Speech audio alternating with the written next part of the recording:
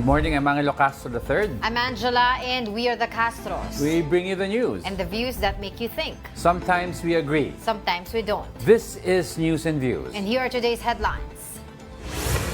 The Marcos administration replaces its top legal counsel and appoints a new police chief. What does this mean for the so-called bold reset? The Senate reschedules the presentation of the impeachment articles against Vice President Sara Duterte. Authorities observe improving road discipline as the number of NCAP violations drops. The COMELEC is set to destroy unused official ballots from the recently concluded 2025 midterm elections. First in the news, President Bongbong Marcos has kept in position several top officials who were instrumental in the ICC arrest of former President Rodrigo Duterte.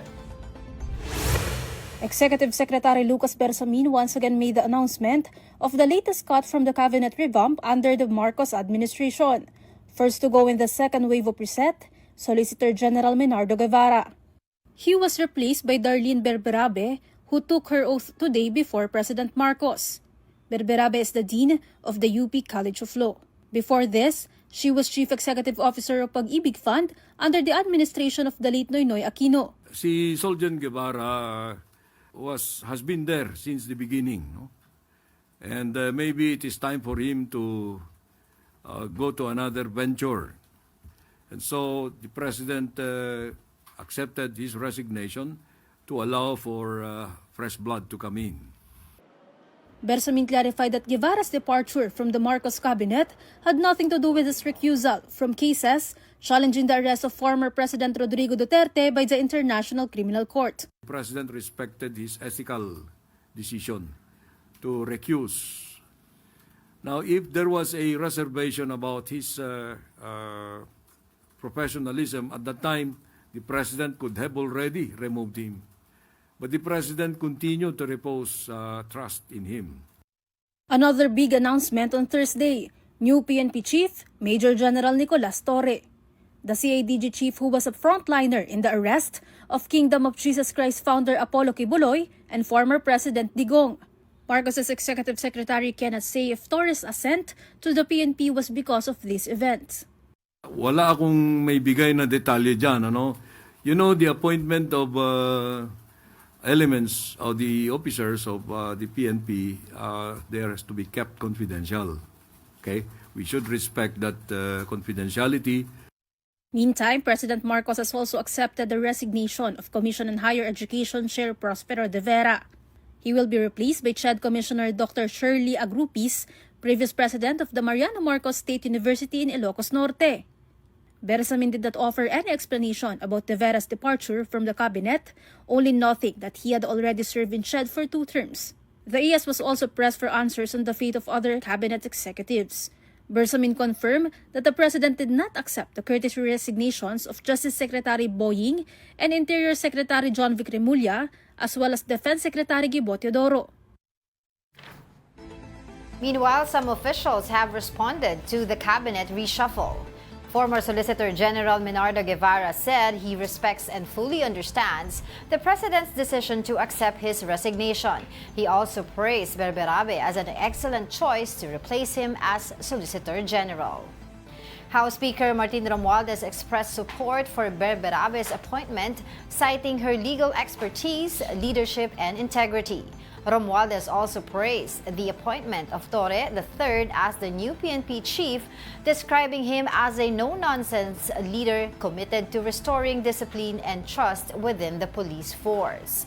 Interior Secretary John Vic Remulla likewise welcomed Torre's appointment, saying it was based on the President's careful assessment.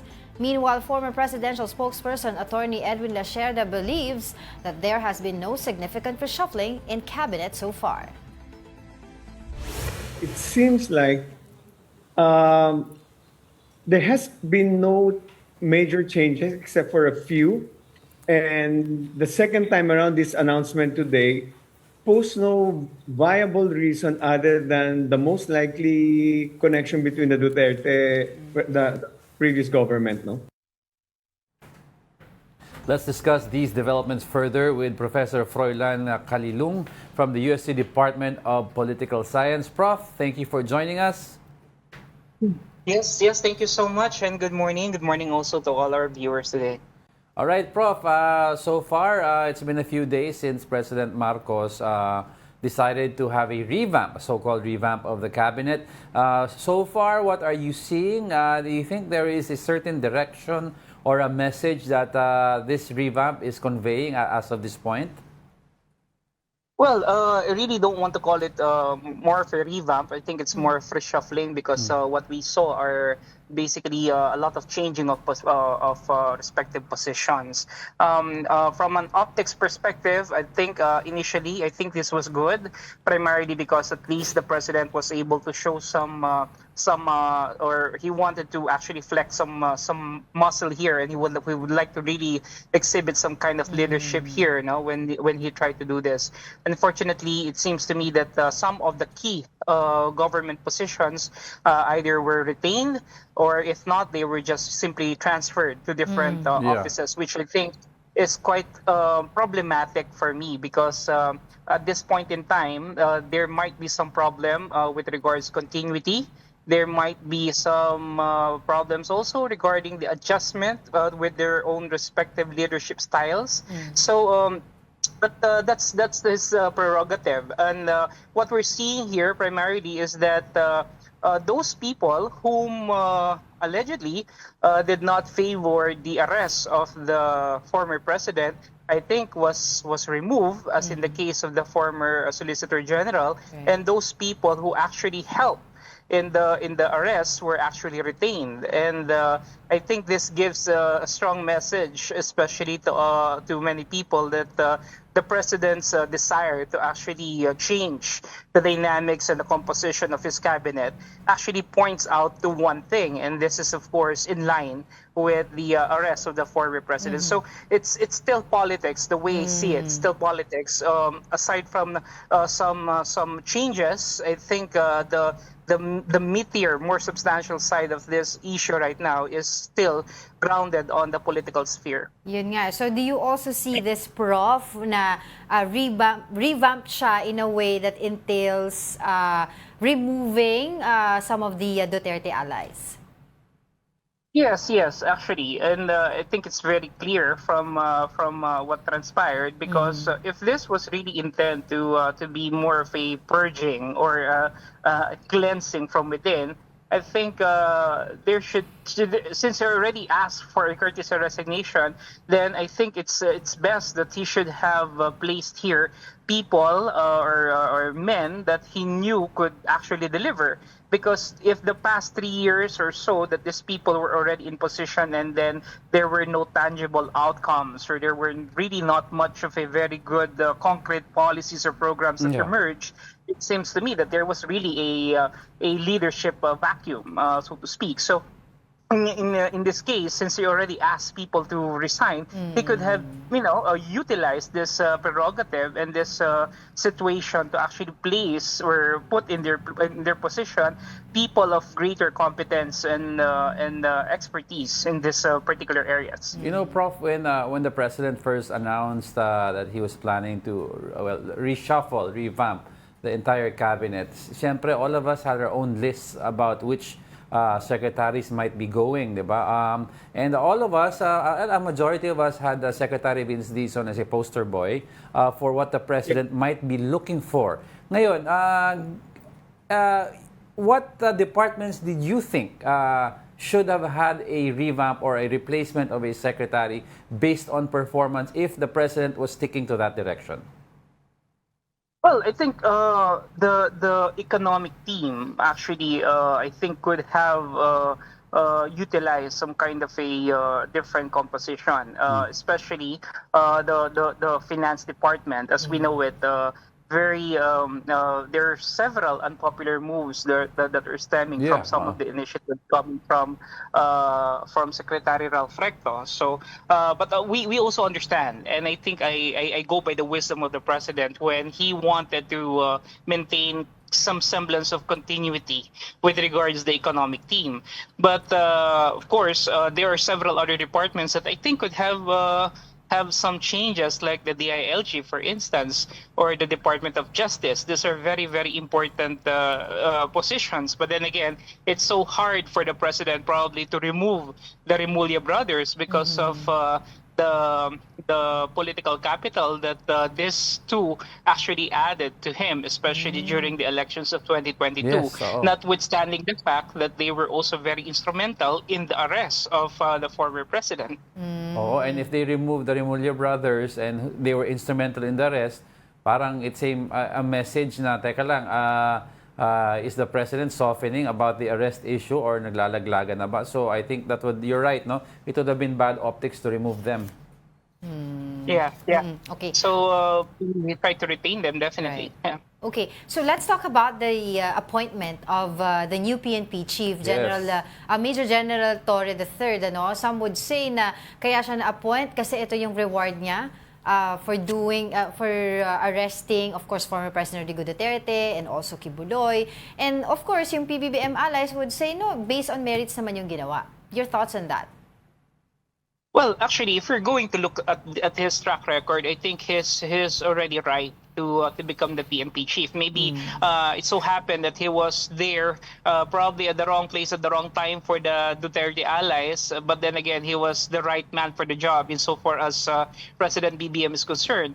At any rate, of course, we know for a fact that the assignments and this granting of positions, particularly in the PNP, is actually based on several guidelines, and of course, merit and principle is also definitely being seen here by the president. Of course, we cannot discount the fact that he is being rewarded for being such a good and faithful ally to the president. And when you look at the bigger context, this is something that is already given because the president will normally assign people with whom he has his full faith, trust, and confidence. That's right. So I think this is exactly what the president is doing. But then again, on the part of the supporters of the former president, this does not paint a good picture because it seems to them that what the president did was more of a reward for the services that he had done insofar as the arrest of Pastor Kibuloy and the former president is concerned. Okay, let's move on over naman to agriculture, which is a very critical department and also something that's close to the heart of the president. Secretary, I think Laurel was brought in to address certain issues, and madami nagsasabi, well, as of this point, they haven't seen these issues resolved. What do you think about his performance? Yes, actually, this is something that I also would like to point out because on paper, there's no doubt that he really carries a very good, a wealth of credentials, so to speak. But then again, it's different when you're already on the ground and you're doing or you're actually functioning in a very, very high level position that really demands proficiency, especially because the problem of our countrymen right now are actually in line with food security, in line with agrarian self-sufficiency. It's really difficult, and so the broad strokes that I think he tried to create, like for example, the creation of the 20 peso rice, of course, was more of an election. It's more of an election propaganda more than a sustainable program. And I agree with that. We have yet to see a very good or concrete manifestation of his expertise and his caliber insofar as the agriculture department is concerned. And I think the president might want to look into this. And when you look at the bigger picture, it's also one way. This reshuffling or this repositioning or purging, whatever you call it, is also a wake-up call to many of these cabinet secretaries to really shape up. If they really want to maintain and be retained, then they really need to come up with good policies. And I think I've mentioned this in many interviews already, that this government really does not have a flagship program, a concrete policy that will create a long-lasting legacy insofar as the president is concerned. And I think this is what the president is trying to see right now.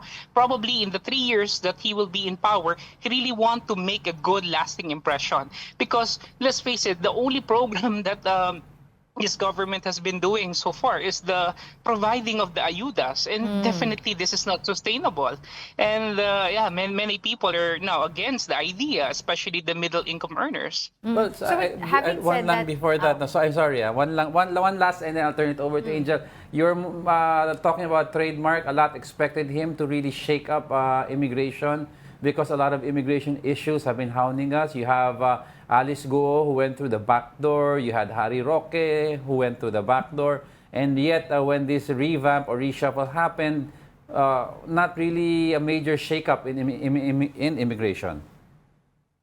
Yeah, that's right. I don't know if the president actually believes that the foreign policy or the manner by which we actually maintain our diplomatic ties with other countries actually is really important, because at this point in time, I think the president is more concerned with those socio-economic imperatives, as well as on the political side of things. But of course, this is very, very important, especially when we look at the international image that we're trying to portray, especially in the international arena.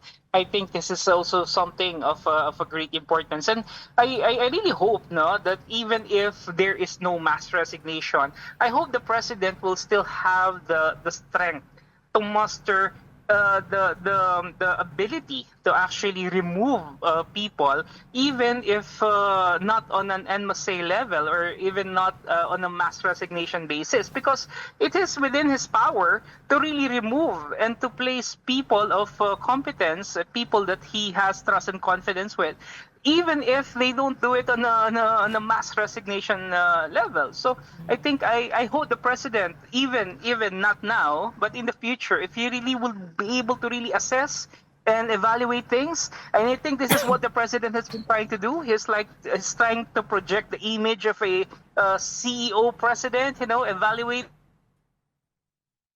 hello, Prof. things, asking for deliverables, and eventually trying to see whether who will be retained or not.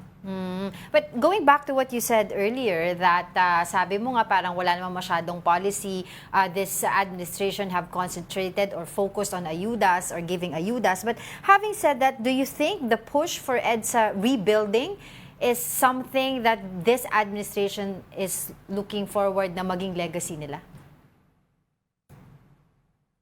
Prof? I think we lost Prof.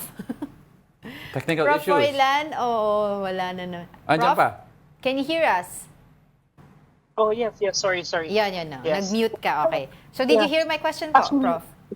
Yeah, Yeah, I did. okay, go ahead. Actually, even at the local level, if you really want to come up with an impression that you did something and that you were able to leave something, it's really with infrastructure, because these are hard projects that you actually see and that the people will be able to utilize for a long period of time. So I think if this is going to be a move, and if this is going to be a serious thing that the president really would like to do, then by all means, I think this is a welcome development. Yes, of course, there will be problems because, rebuilding EDSA, the major, one of our major thoroughfares in the country, especially in Manila, is really going to be problematic for many. But of course, if you look at the long-term benefits of it, I think years from now, people will look back and they will actually thank him for what he did, especially with this rebuilding of EDSA. So yeah, I think there's a program, BBM, the Build More, which is of course a spin-off of the Build. However, over the past years, I think they were not able to amplify very well the different infrastructure that are being created by this program. Yeah. So I think it's really high time that the president, focus more on the socio-economic dimensions, particularly infrastructure, agricultural self-sufficiency, because I think for the past year or so, this administration has been too much involved in a lot of political noise. And I think the public actually wants more of governance and less of politics at this point in time. Let's talk about another a popular move, replacing former Soljan Guevara with Berberabe, now Soljan Berberabe. What do you make of this? Well, I really have nothing against a Attorney Darlene. She has shown in many years that she has been in government service that she is really efficient. She's very competent, actually, not just as a lawyer but more as a manager. Yes, Yeah. The way she handled the Pag-ibig Fund several years ago and several other key government positions, and even in the academe, I think she's a good replacement for the former Solicitor General. I think she brings in a lot of wealth in terms of experience, track record, and academic preparation to the table. And I think this is something that I believe is a very good move on the part of the president. But some critics kasi would say, Prof, na yes, she's a good manager, pero meron ba siyang enough experience when it comes to litigation, which entails really the job of a Solgen? Yun yung isa sa mga sinasabi ng ibang mga kritiko. Your thoughts on that? Well, I believe that she knows already how it is to work in the government. She has handled several key government positions already naman in the past. So I believe that there will be some adjustments, and I think adjustments will always be there, especially when you're handling a new position. But the important thing here is that do you really possess the number one, the preparation for it? Do you have enough expertise for the job? Do you have the right set of principles to actually create a good show of yourself when you're actually in the job? So I think these are the things that we also need to see. And if ever that she will be going through a period of adjustment, as with anybody else, I think it's going to be the usual thing as with the other leaders. The problem, though, is that remember that we're already in the third year, going into the fourth Right. year. And then as we enter the fourth year, the latter part of the fourth year, the president already enters the lame duck phase of his Yes. presidency. And so that's another thing. How are we going to muster enough strength to actually continue with all the programs, all the reforms, all the policies that will be placed, especially by the new incoming leaders? That's something that we need to see. Well, taking this opportunity to ask you na rin, Prof, tungkol sa impeachment trial ni Vice President Sara Duterte. A lot of saying na may mga rumors talaga circling around na hindi na talaga ito matutuloy, no? And kahapon, nagkaroon ng postponement on the side of the Senate, saying na meron po sila talagang dapat intindihin pa sa kanilang LEDAC before mag-adjourn ang 19th Congress. Your thoughts on that po? Well, the postponement again created a more limited window for the 19th Congress to decide on this. Remember that if the 19th Congress were to decide on this, they will have to finish this at least before June 30, which is, I think, really impossible. Because if the 20th Congress will actually come in, again based on Section 44 of the Senate rules on impeachment, it's going to be a new filing, because we cannot tackle agenda that have been set forth by the previous Congress, in this case the 19th Congress, right? So the 20th Congress will have to have a new take on the impeachment trial, and if they will be doing this, if they will be requesting a new impeachment complaint coming from the House, that will entail another technicality. There will be another technical blunder in this case, because you cannot file an impeachment complaint twice in a given year. Yes. So that's a problem. Now, if ever the impeachment will proceed, and I don't know how this will proceed, but in case they will proceed it, the administration will also need to face the problem of contending with the reality that we only need 9 people or 9 senator judges to acquit. And the way we see it, the way we actually have defined the lines, especially after the elections, it seems to me that there will be more than 9 people who will be voting against the impeachment of the vice president. So again, this will be another setback on the part of the administration. And this is the reason why I believe the president is telling us, consistently that he doesn't want the impeachment actually, to take place, because probably the administration and the president already knew that there might be some problems that they will be having. But either way you look at it, if they will withdraw the impeachment, they will be perceived by the public as losers. If they will be pushing with the impeachment and the trial will proceed and the senator judges will decide on it and it will result in acquittal, they will also been depicted as losers. So it's really a lose-lose situation right now on the part of the government. Maybe that's the reason why they're trying to see what are the best possible options they have right now, which I believe there are very few actually at the moment. All right, definitely there are a lot of things to discuss but we don't have much time. For the meantime, maraming salamat po sa inyong oras, Professor Freudan Calilong from the UST Department of Political Science. Thank you so much. Bye-bye. Thank you. All right, former lawmaker Arnie Teves is now back in the Philippines after being deported from Timor-Leste. Here's the report. Former Congressman Arnie Teves is now back in the Philippines after being deported from Timor-Leste. NBI Director Jaime Santiago, Justice Assistant Secretary Eliseo Cruz, and immigration officials were at Timor-Leste to facilitate the transfer of custody to the Philippines. Teves was in handcuffs and his feet were chained as he boarded the Philippine Air Force plane. The aircraft first stopped over at Davao for refueling, then headed to Manila before midnight on Thursday. The Timorese government earlier explained that they had Teves deported because his continued stay in their country as fugitive poses an internal security threat. They added that it is disrupting their bilateral relations with the Philippines, especially now that they have a responsibility to the region. This is in anticipation of Timor-Leste's ascension as ASEAN member in October. Despite this, DOJ assures due process will be accorded to Teves. We assured the executive of Timor-Leste that we will do things as in observing all the tenets of due process and fair play. Unlike the victims who died here, there was no fair play when 13 people were murdered. Pinatay po yung 13 tao rito, kaya hindi ho ito basta-basta pinag-uusapan at hindi ho ito ginagawang kampihan. Ang mahalaga po, yung mga pamilya na nawalan po ng mga mahal sa buhay, magkaroon ng hustisya.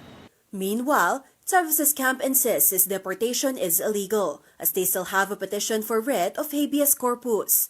Their next course of action would be to prepare for the former congressman's trial in connection with the murder of Negros Oriental Governor Roel Degamo and 9 others in 2023. Isang malaking kamote ang nangyari. Nag-issue po ng order ang Tribunal de Recursos ng Timor-Leste na sinasabing within 48 hours ay i-produce, iharap sa hukuman si Congressman Teves upang magpaliwanag ang mga authorities ng Timor-Leste, mga executive authorities, kung bakit siya ay inaresto. Ngunit ito ay magiging moot and academic. Ngayon pong siya ay ilalabas na ng Timor-Leste at ibabalik na po sa Pilipinas. President Bongbong Marcos, for his part, thanked the President and Prime Minister of Timor-Leste. As we know, the former Congressman Arnie Teves is facing charges of murder and other crimes related to the ambush killing of the former Governor Degamo. We would like also to assure all our citizens that such lawlessness will not go unpunished, and it is now time for Arnie Teves to face justice. We'll be back with more stories after the break. Keep it here on One News.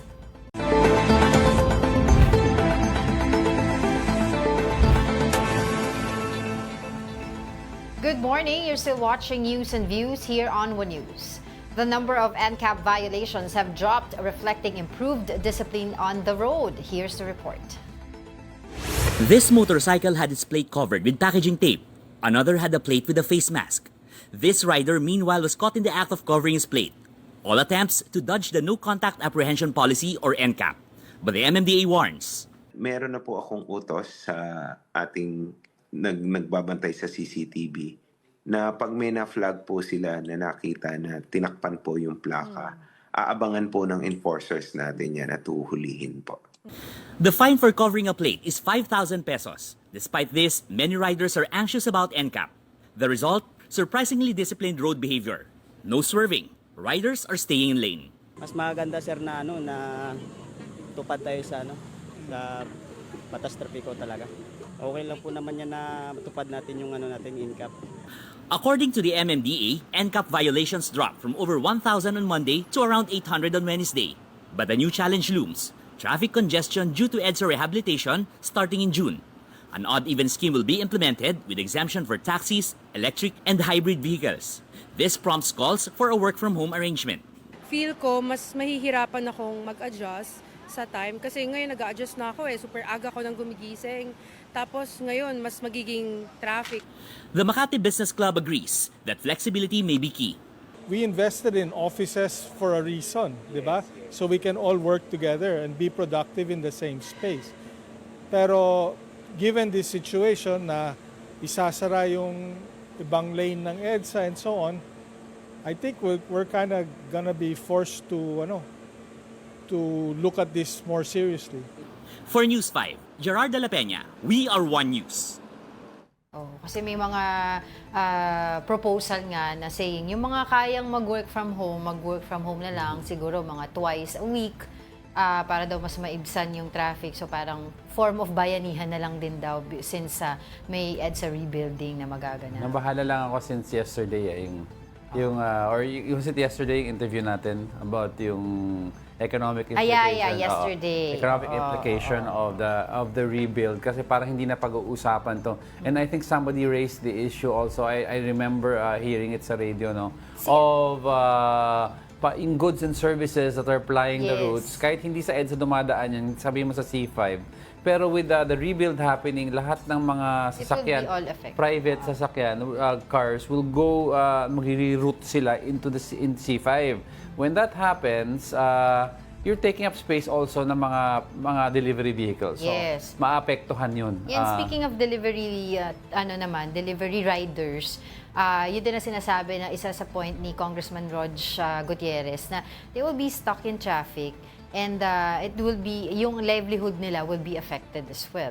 Oo, kasi di ba may computation na sila of how much per day we lose because of traffic. And if we're gonna do this, ang timeline is supposedly 2 years. Yeah. So ano yung economic implication nito for 2 years if you're doubling the volume of traffic along EDSA? On the other side of the fence naman, if you take a look at it, nakita nga natin sa mga videos, sa mga pictures online in our reports na nakita mo disiplinado, isang lane lang yung mga dapat nasa lane dito. NCAP naman to. Sa NCAP naman yun, di ba? Nakikita mo na disiplinado sila. So, in a way, parang mas maiwasan din yung mga road accidents because of this re-implementation of NCAP. Sa ako, sana it's a hybrid NCAP like some countries. The pictures, yung parang AI, ang ginagawa ng ibang country is strictly limited to 2 facets. Yung if there's coding and number 2, speeding.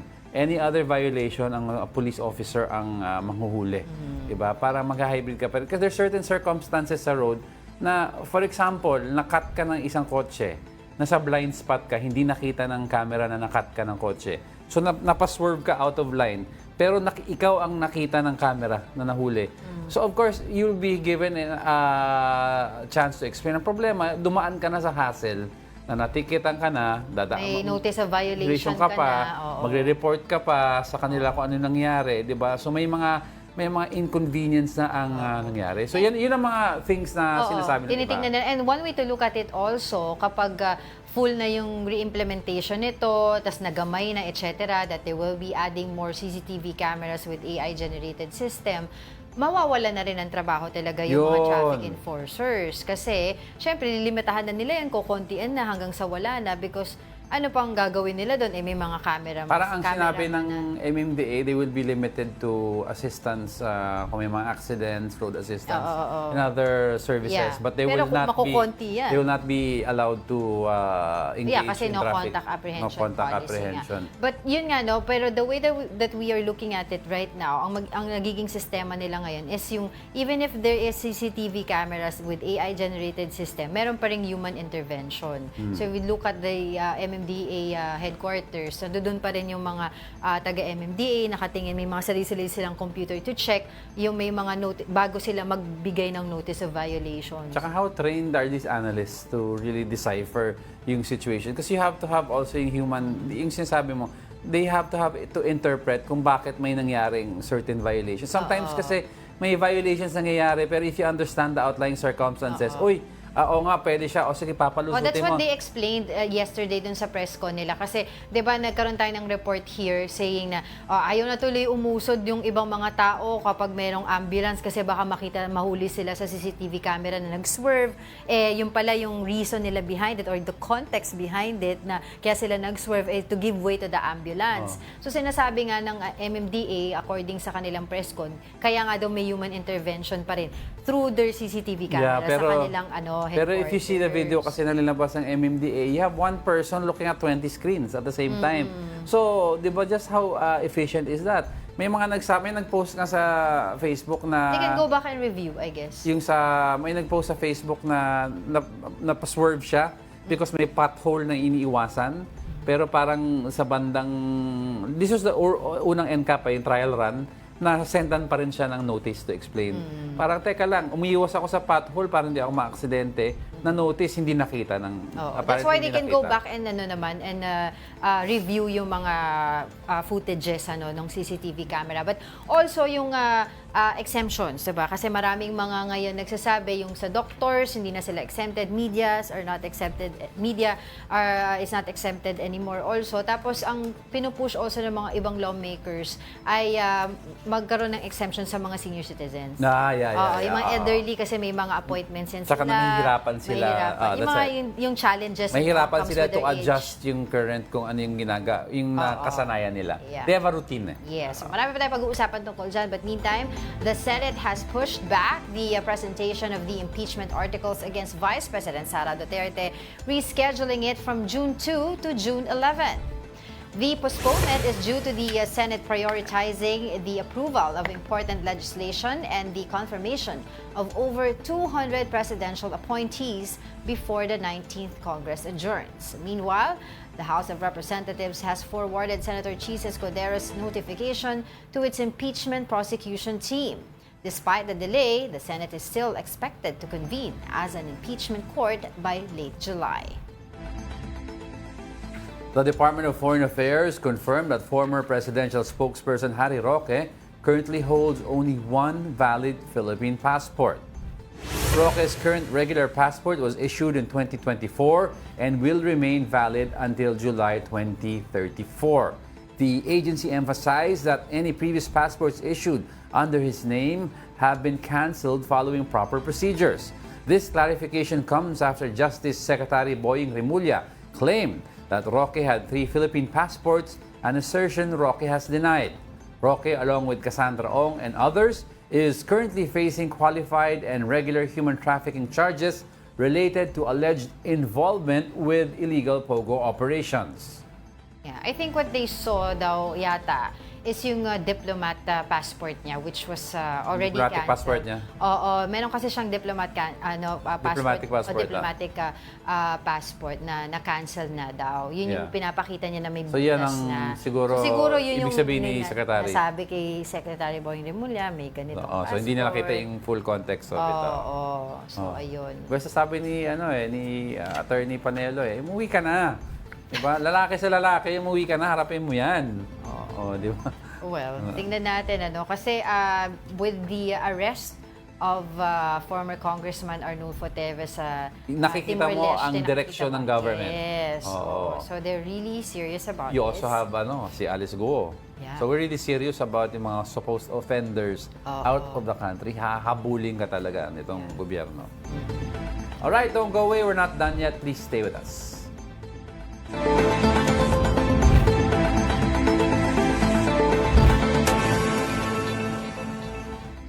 Welcome back. You're still watching News and Views here on One News. The Commission on Elections will destroy unused official ballots from the 2025 midterm polls starting today. For updates, we have mobile journalist Merimon Reyes. Merimon, of course, ano yung process ng disposal ng mga unused ballots? Of course, may mga concerns din ng mga actual, yung mga environmental agencies about this. Totoo yan. At ang pinakagagawin dito sa destruction ng official pero unused na ballots at iba pang paraphernalia ay mano-mano daw itong pupunitin at posible din na gumamit ng shredder. So lengthwise daw siyang pupunitin, iipunin at sabay-sabay na dadalhin daw sa isang tunawan sa Pampanga. nasabi rin sa atin kanina ni Commissioner Ray Bulay mula sa COMELEC Committee on Ballot Printing, isa rin daw na option talaga yung pagsunog nitong mga balota. Kumbaga ma-incinerate para siguro talaga na malinis na ito at wala na raw magagamit for novel use. Pero pinili nila ngayon para maging environment friendly ay pagkatapos itong punitin, tutunawin na lamang daw. Pero pagdating doon sa kung gagamitin pa ba ito, mare-recycle pa ba ito sa mga susunod na halalan, so far hindi pa raw nila alam yun. Pero ang siguro kasi dito, sa magiging service provider talaga, depende yung papel na gagamitin. At sa kanilang naitala, ang total ballots na naiprinta for the 2025 national and local elections ay 68,542,564. Pero sa mga ito, kasama na rin yung iba pang mga paraphernalia o yung forms, 6,730,969 ang ide-dispose at ide-destruct sa loob ng isang buwan. Pero as much as possible, tuloy-tuloy naman na nilang gagawin ito para raw masiguro na hindi na ito magagamit sa iba pang mga paraan. Mary, may alam ka ba kung anong material ang ginagamit dyan? Kasi may special way daw of disposing this material, itong specific ballot. Kaya I was wondering, is this just paper or may halo ito? Actually, ang pinakagagawin dito ay parang pagpunit lamang ng papel. Ang pinaka-in-explain sa atin, mano-mano itong pupunitin. Actually, hindi pa natin nakikita yung demo kasi katatapos pa lamang ng press briefing kasama si Commissioner. Pero manual itong pupunitin. Nung tatanong natin, paano po ba, kasi may nasasabi na shredder na ginagamit sa mga lumipas na destruction or disposal ng mga ito. Pwede daw gumamit sila noon para lang mas maging pino yung pag-shred sa mga ito para mas maganda raw yung pagkakatunaw. Pero so far, yung pa lang talaga yung detalye na meron tayo sa ngayon at babalik tayo agad para makita natin kung paano nga ba nila ito ide-destruct o pupunitin. Meron for context lang para sa ating mga kapatid na nanonood sa atin, ano ba yung rason? Bakit medyo madami-dami, no? Ilan yung sinabi mo kanina? 68 million. Yung mga unused ballots natin. I understand some dahil hindi nagamit during the election. Pero ano-ano pa yung mga dahilan? 68 million unused, dami. 68 million yung total ballots na naiprinta, pero lagpas 6 million yung ide-destruct at ide-dispose nila. Ang mga ito yung mga rejected by manual verification tsaka yung machine verification. So yung ilan sa mga nakita nila dito, misprinting, ibig sabihin walang imprenta sa likod ng balota, o kaya naman i-discolored siya. So imbis na makikita mo nga buo yung kulay nito, meron siyang fading. Pwede rin yung mali yung pagkakaputol sa mga balota, o kaya naman ay mayroong smudging dahil doon sa tinta. So yun yung mga naging factors o yung criteria nila para hindi na talaga ito gagamitin. At nilinaw naman ng COMELEC nila Commissioner Abulay, wala raw silang magiging bayarin pagdating dito sa mga official pero unused na ballots. Kasi nakadepende na lang daw talaga ito doon sa service provider, doon nga sa kalidad ng kanilang inilabas na mga balota. Kailan daw yung target nila na matapos itong disposal ng mga unused ballots? Usually within 1 month siya. So ang timeline nila ngayon is from May 30 to June 30 matatapos nila ito. Pero syempre as much as possible, matapos na raw nila ito sa mas lalo madaling panahon. Pero in comparison kasi nung 2023 na barangay SK elections, halos 4 million lang, lagpas 3 million yung mga ide-destruct o dinispose na balota. Ngayon 6 million. So mas marami siya compared doon sa huling halalan 2023. Pero ang naging factor din kasi nila dito, nagkaroon ng reprinting dahil nga may machine errors din silang naobserbahan. Meriwan, may iba lang ako ng konti. The last time I think we spoke to you yung mga campaign materials na of course they were trying to dispose of. May update ka nga dito, Meriwan?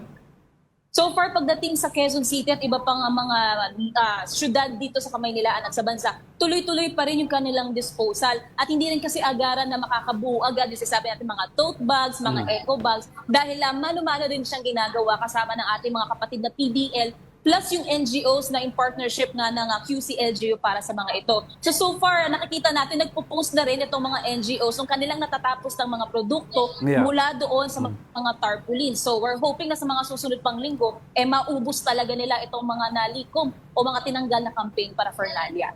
Alright, maraming salamat. That was our mobile journalist, Mary Reyes. Now, the viral photo of a woman emerging from a drainage canal reveals the realities of street dwellers in Metro Manila. Here's our report.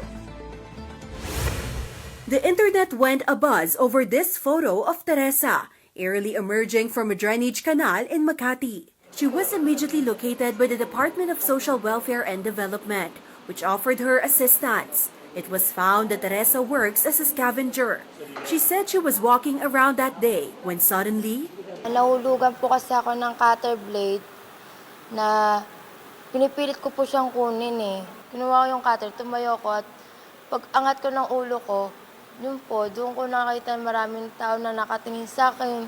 Tapos biglang nagulat ako, ang dami na may nagpicture daw pala sa akin. Teresa uses the cutter to remove labels from plastic bottles. She also denied claims that she lives in the drainage canal. First time ko lang po doon bumaba eh. Kasi araw-araw po ako dumadaan. Hindi ako nakatira sa isang imburnal. Ako po ay may isang bahay.